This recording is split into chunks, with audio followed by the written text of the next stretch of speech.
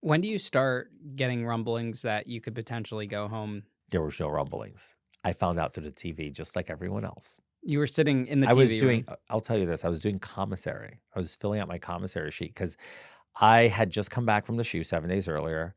You know, when you go to the shoe, all your shit gets stolen. I had to rebuy, right?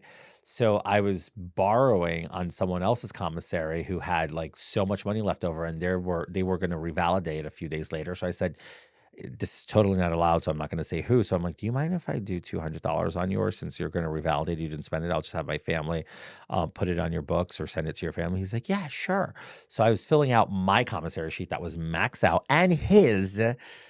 And all of a sudden screaming starts and people start. I'm like, you're on TV. I'm like, okay, whatever. I don't care about being on TV because I was on TV all the time.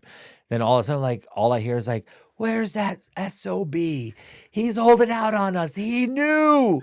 That's why he's so chill after he came out the shoe. I'm like, wait, what's going on? So they barged in the door of the computer room, which was adjacent to the cafeteria. Oh, sorry, AKA Chow Hall, which I refuse to call it that.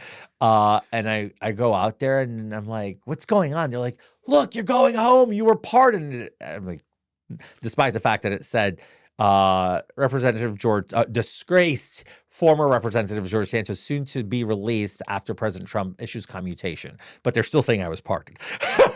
That's just prison for you in a nutshell. And I sit there like, I'm like, no, this has to be an error. Like, nobody's told me anything. Like, where's this coming from?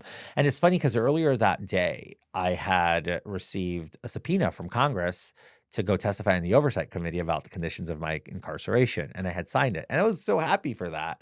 And I felt good. And I was on a good, I was feeling good the last 2 days I was there because I went to church on Thursday with a visiting priest, confessed to communion, and I just felt good. I felt like I squared away my quarrels religiously, and it just felt really good.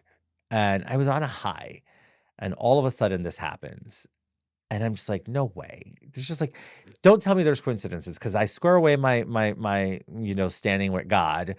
I get this subpoena to go testify in Congress, and now on top of that, I'm going home. I was like, God is good. Like that's how I found out. I didn't know. I call my husband. I'm like, oh, babe, what's going on? He's like, oh, I'm on the other line with President Trump. He told me to answer you, but it's over. You're going home. I'm like, go talk to President Trump. And I hung up on him.